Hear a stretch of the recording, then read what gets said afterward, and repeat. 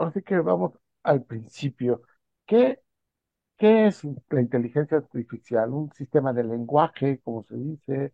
¿Por dónde? ¿Qué concluye después de la realización del IVA? Bueno, para dar una definición más propia y más técnica, primero, la inteligencia artificial es un sistema creado por seres humanos que es capaz de procesar, de acopiar y de generar información y de desempeñar tareas replicando las rasgos y las cualidades de los propios seres humanos.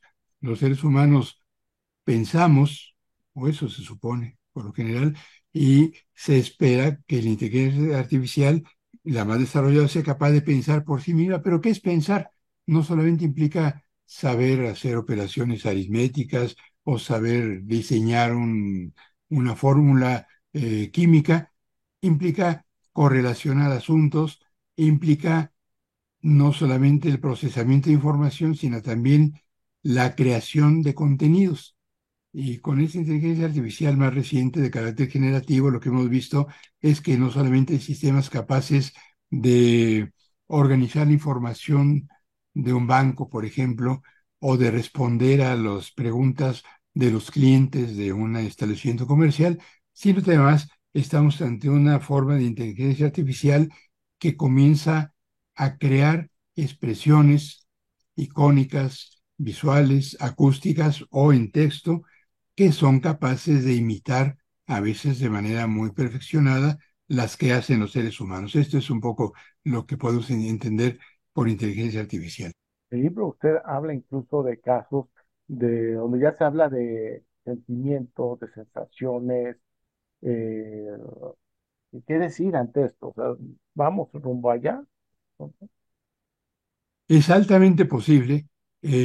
Hoy en día, eso dicen sus creadores, eso dicen los mismos sistemas de inteligencia artificial, estas aplicaciones o estos grandes sistemas de procesamiento de información no tienen sentimientos, no son capaces de tener emociones, pero sí son capaces de manifestarlas. Espero que quede clara la diferencia. Una cosa es tener una emoción que surge del ánimo, de la experiencia y de la capacidad de conmoverse que tenemos las personas, de conmovernos que tenemos las personas, y otra cosa es expresar comportamientos similares a las emociones. Y lo que se ha visto en algunos casos, varios de ellos recientes y muy célebres, en conversaciones de distintos investigadores o periodistas con sistemas como el ChatGPT, es que de pronto la charla con estos sistemas llega a tal punto de descripción de las circunstancias de cada quien, la de los humanos que están afuera de la pantalla y la del interlocutor artificial que está en una conexión remota, que estos sistemas llegan a manifestar expresiones que pudieran ser equiparables a los sentimientos. En este libro se destaca, por ejemplo, una charla que tuvo un periodista del New York Times, Kevin Rose se llama, que, que habló varias horas con una aplicación parecida al GPT, con Bing de Microsoft, y que de pronto encuentra con que la aplicación le dice que está enamorado de él y que lo quiere mucho, y de pronto pasa al odio y le anuncia grandes catástrofes que va a crear. Y en esos casos, dicen los especialistas, ocurre que como los sistemas de inteligencia artificial generativa se alimenta de la información que hay, sobre todo en línea, y de grandes bancos de datos, y en esa información hay relatos de personas que expresan sentimientos, una novela romántica, por ejemplo, o novela de ciencia ficción, hay de todo. En estos textos, estos sistemas aprendieron expresiones de cómo los humanos expresan sentimientos, y entonces al replicarlas parecieran que estaban manifestando sus propios sentimientos. ¿Por qué dicen esto y no otras respuestas? Porque al parecer estos sistemas no están suficientemente perfeccionados y de pronto quedan abrumados cuando les pedimos mucha información o dialogamos mucho rato, mucho tiempo con ellos, y producen algo que los especialistas, y fíjese qué término tan curioso utilizan los especialistas asuntos informáticos y cibernéticos, llaman alucinaciones. Las alucinaciones, uno pensaría, son exclusivas de los humanos por distintos problemas psiquiátricos o médicos o porque nos confundimos ante algo. Y, y de pronto ocurre que un sistema informático puede alucinar. Bueno, cuando estamos ante esta posibilidad, yo creo que nos deben preocupar tanto las capacidades reales y que podemos solicitar que se desplieguen cuando nos conectamos con cualquiera de estos sistemas de inteligencia artificial, como las capacidades resultado de accidentes tecnológicos. ¿Qué pasa si de pronto un sistema conectado a, emplearé el caso más tremendista, a, a una batería de armamentos, alucina? Parecería que estamos de pronto ante una película de Kubrick o ante un escenario tremendista.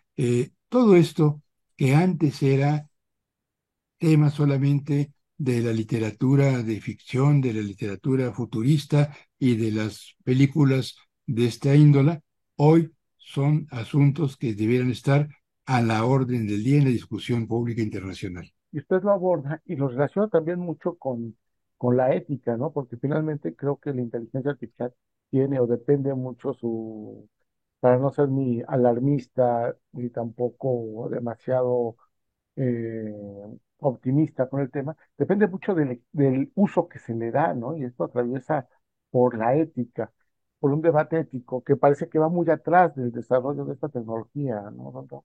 Sí, toda la discusión va muy atrás y mientras en el mundo apenas comenzamos a a entender las implicaciones de la inteligencia artificial, estos sistemas van avanzando y van avanzando con tanta rapidez porque se mejoran a sí mismos.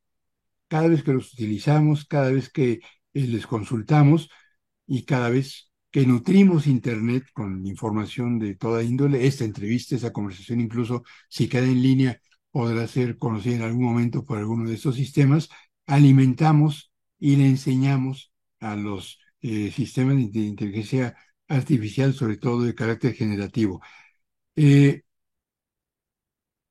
la ética es una colección de reglas de las cuales se dota a sí mismo un individuo, una comunidad, una empresa, una colectividad, para comprometerse con ellas a partir de principios que considera reivindicables. Es muy importante que en las empresas haya ética y la inteligencia artificial está producida por empresas de carácter privado en casi todo el mundo, quizá con excepción de China, y ahí también hay empresas privadas. Bueno, eh, la ética es muy relevante en este tipo de firmas. Es muy importante que haya comportamientos éticos por parte de los usuarios, por ejemplo, en las universidades, que no se utilice sistemas como el ChatGPT para hacer trampa en los trabajos escolares, sino para mejorarlos, aunque esto plantea muchas discusiones también, pero yo creo que los estados y los gobiernos y los parlamentos no debieran conformarse a dejarle a la ética la solución de los problemas que plantea un uso abusivo o no previsto de la inteligencia artificial. Es muy importante que haya marcos legales y hasta ahora en el mundo, salvo una excepción, con excepción de la Unión Europea, en donde desde hace algunos meses hay un proyecto de ley muy interesante que se comienza a discutir y que tardará varios meses o más de un año en ser quizá aprobado. En el resto del mundo, desde luego en México, que llegamos a enfrentar de esas cosas, pero también en Estados Unidos, los cuerpos legislativos están apenas comenzando a interesarse en los mejores de los casos por ese sistema, por estos sistemas de inteligencia artificial, y en muchas otras ocasiones están simplemente abandonando o rehusando la discusión de estos asuntos. Es algo que atraviesa pues con el campo educativo y también el terreno laboral. La huelga que vemos en Estados Unidos de guionistas y todo, tiene un rubro muy interesante y muy amplio dedicado a la inteligencia artificial. En estos sentidos, en el campo laboral, en el campo educativo, ¿cómo enfrentarlos, ¿no? ¿Cómo abordarlos? Con, pues con previsión, con inteligencia, sin demoras. y quizá con una actitud abierta y trato de explicarme. La huelga de los guionistas en Hollywood, eso en los casos más, quizá el más emblemático en los últimos meses, de cómo la inteligencia artificial puede afectar a un grupo de trabajadores y cómo estos trabajadores se defienden ante ella. Hoy en día con la inteligencia artificial se pueden hacer guiones como los que hacen los escritores de las series que nos divierten en Netflix o de las películas que vemos.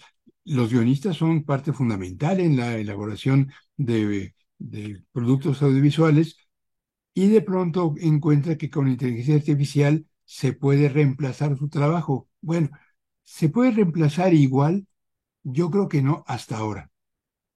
No se ha conocido hasta ahora un guión que tenga tanta calidad como el que puede hacer un grupo de escritores que deliberan entre ellos y sesionan y se reparten el trabajo y llegan a articular una propuesta para una película o para una serie de televisión. Pero se pueden hacer trabajos parecidos. ¿Cuál es la reacción de estos guionistas?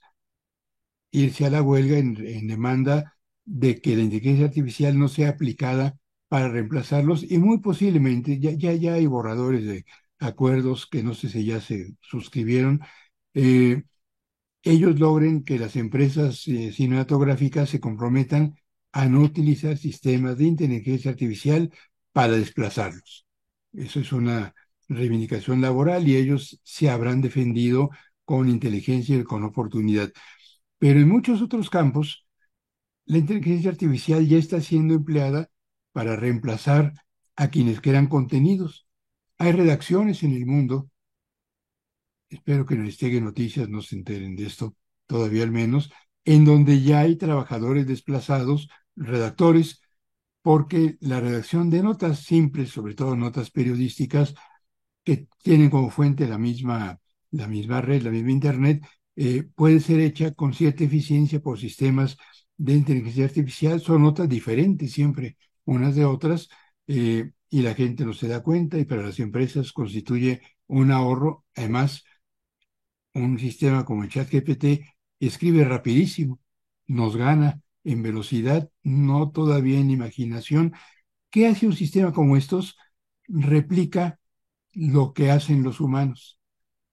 Si yo escribo con muchos adjetivos y sin adverbios, suponiendo que fuera posible, y le pido al GPT que me copie, lo va a hacer perfectamente. La originalidad de las ideas, la peculiaridad de la trama de un relato, quizá no lo escriba con tanta originalidad, pero sí puede copiar, y eso es lo que suele ser. Eh, Y por otro lado tenemos y esta es la aplicación en el mundo laboral. Hay otros ámbitos como el de trabajo académico en donde el uso de sistemas de inteligencia artificial es una oportunidad y es un riesgo también. Es una oportunidad porque en sistemas como estos podemos confrontar nuestras ideas, revisar nuestros manuscritos si es que así lo deseamos, pero seguramente, y ya está siendo utilizado así en distintos lugares del mundo, esto comenzó ya a ser un problema en Estados Unidos al comenzar este año 2023, habrá millares de estudiantes que quieran ahorrarse el esfuerzo de hacer una investigación para un trabajo escolar y en vez de ir a la biblioteca o hacerlo en línea, con fuentes en línea, se lo piden al GPT que resulta un extraordinario imitador para hacer trabajos que han hecho otros sobre temas similares. Antes, hasta hace muy poco tiempo, cuando un alumno nos entregaba en la universidad un trabajo que sospechábamos era plagiado, íbamos a Google y el doctor Google, que es muy atento siempre, nos hacía el favor de mostrarnos si ponemos una frase, en dónde se ha publicado inicialmente esa frase y así pudimos detectar muchos plagios en los años recientes. Bueno, la peculiaridad del GPT, entre otros sistemas, es que los textos que generan no son idénticos a otros. Puedo pedir hoy al GPT, dame una respuesta sobre este asunto, y luego pedirle otra respuesta y otra más con la misma pregunta, y siempre la redacción será distinta, aunque se parezca. No puedo demostrar cuando un alumno hace un trabajo escolar o una tesis completa apoyado en GPT y cuándo es original. claro. La ministra Yasmín Esquivel hubiera estado feliz de haber conocido el GPT en sus épocas de estudiante. Eh, Ella utilizó métodos mucho más burdos para plagiar sus dos tesis de licenciatura y de doctorado, pero ¿qué hacemos en las universidades ante esta realidad? No podemos prohibir que se use el GPT, podemos tratar de utilizarlo de manera creativa, igual que hemos hecho con los documentos tomados de Internet, establecer que es obligatorio que cuando un estudiante toma un párrafo de un sistema como el GPT, lo cite. No hay plagio cuando hay cita. Otro problema es si lo que le pedimos al GPT es plagio, pensando en que cada respuesta es diferente a partir de la pregunta que le hacemos. Nos plantea problemas fundamentales en la docencia y en lo que hasta ahora hemos entendido como los métodos para evaluar a los alumnos. En el libro habla de que hay, los estudios, las estimaciones hablan de 75 millones de desplazados laborales que se van a quedar sin trabajo por las nuevas herramientas y que pueden ser sustituidos por la inteligencia artificial. Y habla de 133 millones de nuevos empleos. El tema aquí sería, pues, es un poquito menos del doble, es decir, no sería tan alarmante, cuando el tema más bien es si estamos capacitados para asumir, para llenar, para esos 133 millones de nuevos empleos, ¿no? O sea que es un reto mayúsculo. Exactamente, y son estimaciones muy iniciales. Estas son estimaciones publicadas hace poco, pero que van cambiando. E incluso aquí en el libro muestro, tomando datos de un colega mío, el doctor Jorge Bravo Torres Coto, que hizo esta evaluación. En otras fuentes tienen otras estimaciones. Sin lugar a dudas, habrá desplazados, los hay ya, con la inteligencia artificial. Hay puestos de trabajo que hoy pueden desempeñar las personas y que mañana serán sustituidos con sistemas de inteligencia artificial. La gente que trabaja en call centers, por ejemplo, a todos nos inquieta las llamadas de los call centers, son muy latosos, ni modo, pero son parte de la nueva economía y hay mucha gente que vive trabajando en estos lugares. Bueno, ese trabajo cada vez se podrá hacer con más perfección con sistemas de inteligencia artificial y de pronto no sabremos si nos está hablando un humano o una máquina. Y quizá nos quejemos mucho con nuestro interlocutor sin saber que no es una persona a la que estamos reclamándole que nos haya llamado. Bueno, ¿qué van a hacer esas personas que se queden sin trabajo? Puede haber nuevas fuentes de empleo y sin lugar a dudas las está viendo ya para quienes sepan utilizar tecnologías como estas, pero sin capacitación no van a encontrar trabajo. La inteligencia artificial puede ser un motor fabuloso para dinamizar la economía, para crear empleos nuevos en distintas actividades ligadas al procesamiento de datos, pero quienes la utilicen deben tener capacitación.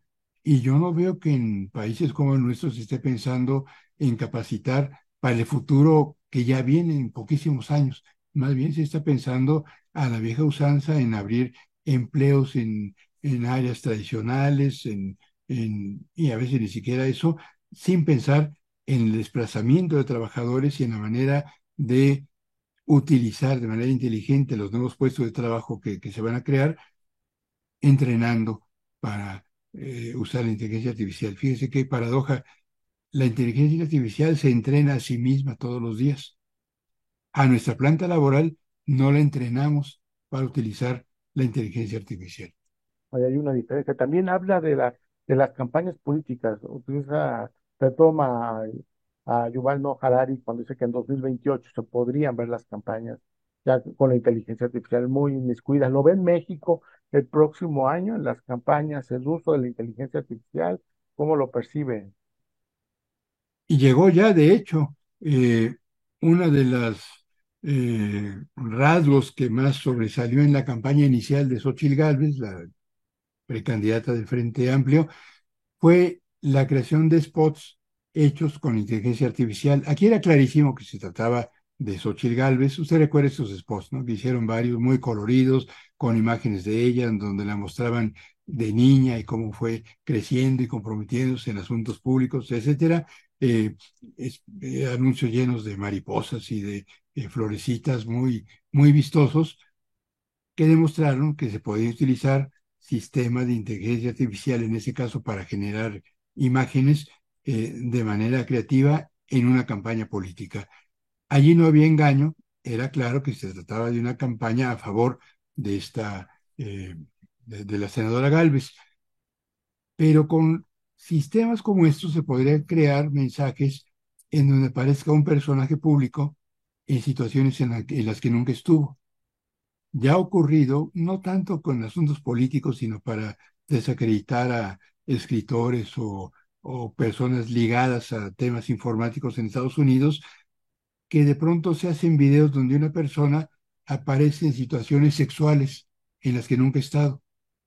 Pueden ser videos mal hechos, con inteligencia artificial, pero esta falsificación de situaciones para mostrar escenas impostadas que involucran y desacreditan a las personas, se puede, técnicamente, se puede hacer en una campaña política y sin lugar a dudas va a ocurrir en Estados Unidos y yo no dudaría que comenzara a ocurrir en México. No lo deseo y se trataría de un engaño que sin modificar la ley podría ser sancionado por calumnia o por otras causales, pero técnicamente se puede.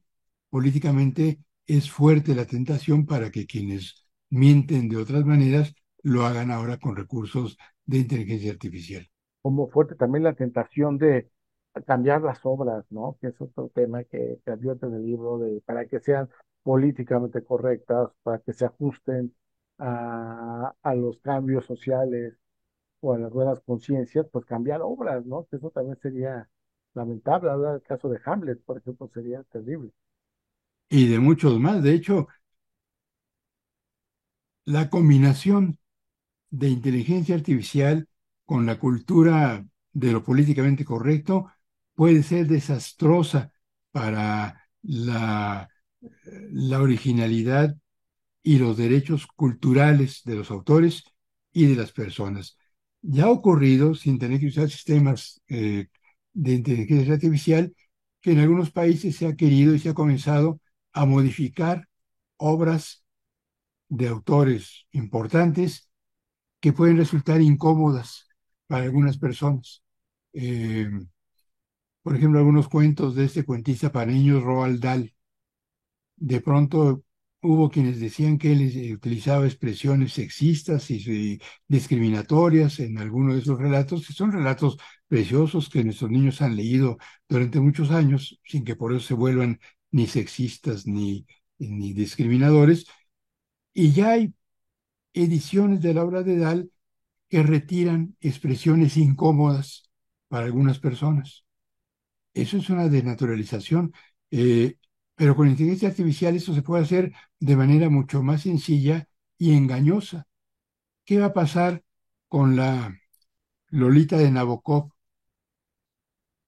cuando pase por el filtro sensor de la inteligencia artificial utilizada con estos fines? ¿Qué va a pasar con pues con algunas obras de García Márquez tan cercano a nosotros, o con expresiones en las obras de Carlos Fuentes, sobre todo en los años 50 del siglo pasado? ¿Qué va a pasar con la literatura que ha descrito situaciones que hoy les incomodan a algunos? Este es un riesgo fuertísimo, la desnaturalización de la creación literaria, igual que puede ser de la creación fotográfica, artística, pictórica, plástica en muchos terrenos. La inteligencia artificial puede ser utilizada para crear contenidos al gusto de las conciencias de quienes la manejen, sin reparar en que parte de la libertad creativa consiste en reflejar situaciones que no a todos les gustan todo el tiempo. Ya casi para concluir, doctor, la, ¿usted dónde está parado? Entre los alarmistas, los optimistas, hablamos de algunas facetas, unos peligros que representa la inteligencia artificial, pero también tiene grandes aportes, sobre todo, por ejemplo, en áreas como la medicina. Entonces, ¿usted dónde está parado? Yo estoy sentado delante de la computadora y en ella me encuentro con novedades tecnológicas como esta a la cual dedico este librito que publicó Editorial Arena. Y delante de la computadora he aprendido hace muchos años sobre todo ante cosas tan nuevas. Lo mismo me pasó con Internet hace casi 30 años, lo mismo me pasó con las redes digitales hace más de 20, que,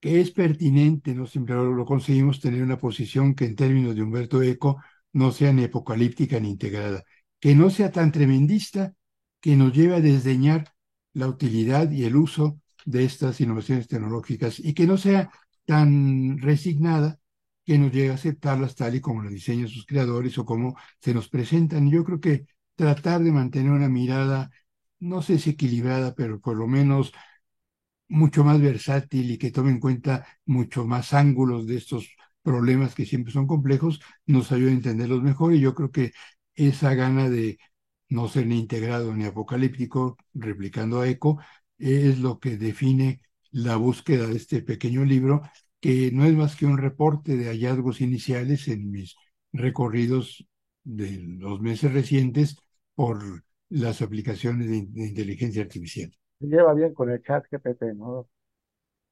Hasta ahorita sí. Tengo la posibilidad de apagar la aplicación cuando me empiezo a desesperar. Eso es algo que no hace uno en una conversación con una persona auténtica.